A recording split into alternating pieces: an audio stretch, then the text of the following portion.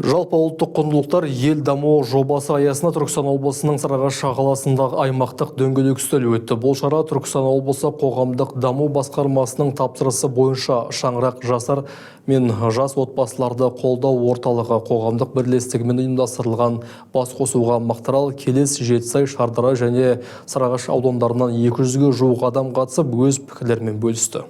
Дөңгелек үстелдің негізгі мақсаты қазақ халқының ұлттық құндылықтарын насихаттау және жастарға осы құндылықтарды дәріптеу. Ұлттық тіл, дін, дәстүр, ұлттық рух сынды маңызды мәселелерді талқылау арқылы қатысушылар бір-бірімен тәжірибе алмасты.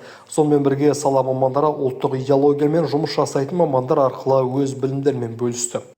Аймақтық жалпы облыс деңгейінде қоғамдық даму басқармасының тапсырысы шеңберінде әлеуметтік жобаның атауы жалпы ұлттық құндылықтар ел дамуының негізгі тірегі, негізгі болашағы деген сондай мақсатта өткізіліп жатыр. Яғни ұлттық құндылық деген қазақтың ұлтына, бойына, тәніне сіңген ең маңызды нәрселердің бірі, бізді айқындайтын нышандар деп айтуға да болады. Біздің жеке ұлттың қасиеті деп айтуға болады. Жанның, тәннің, рухтың барлығының өзінің өсіп келе жатқан өскелең жас ұрпақтың және қоғамда жұмыс жасап соларды бейімдеп соған баулып жүрген азаматтардың жұмысының бір белгісі деп көрсетуге болады. Негізгі түпкі мақсаты сол.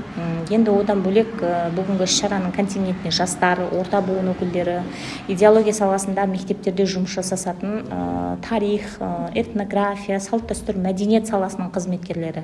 Яғни бұл деген нәрсе қоғамды, көшті халық өзі жүре түзейді. Осы нәрсені қалыптастырып біздің қазақтың ұлттық құндылықтарын кеңінен дәріптеу.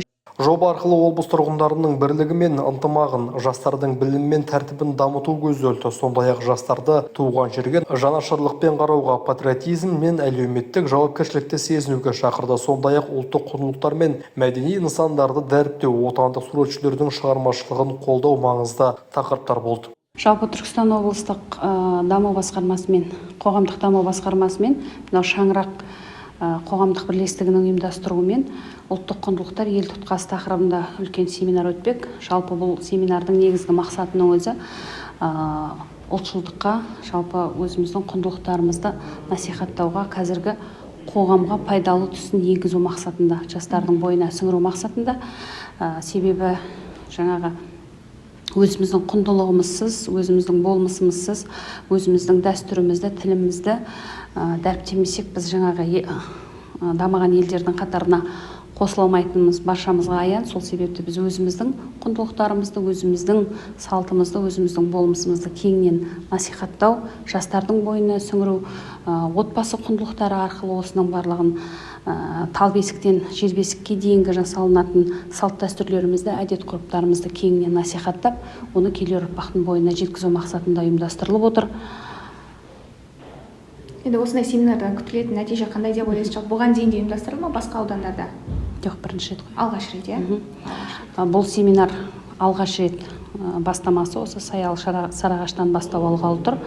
Жалпы берері мол дүние деп есептеймін. Себебі жастарымыз жаңағы еліктеушілікке басым, одан соң қазіргі түрлі әлеу желілер жастарымызды жан-жаққа қарай сүйрелеп жатыр ғой. Мінекей осылардың себебін жаңағы алдын алады деген ойымыз бар, тұжырымымыз да сол. Себебі жалпы отбасындағы құндылық бала тәрбиесінен үйдегі іс-әрекеттің барлығын баланың бойына сіңіру арқылы және қоғамдағы белсенді жандардың осындай әрекеттері арқылы біз қоғамның бетін өзіміздің елжандылыққа, ұлтшылдыққа бет бұрамыз деген ниеттеміз. Нәтиже күтеміз солай. Қатысушылар ұлттық салт дәстүрлерді сақтаудың маңыздылығын атап өтіп, қазақи қасиеттерді сақтап қалу үшін ортақ күш-жігер жұмсау қажеттігін түсінді. Жоба ел экономикасын дамытуға, патриоттық рухты қалыптастыруға және ұлттық бірегейлікті нығайтуға бағытталған шаралардың бірі болды деген ойларын айтты қатысушылар. Мейірхан Бақытжанұлы, Халима Мақсатқызы, Алман Асылбек, Сәтле арнасының жаңалықтар қызметі.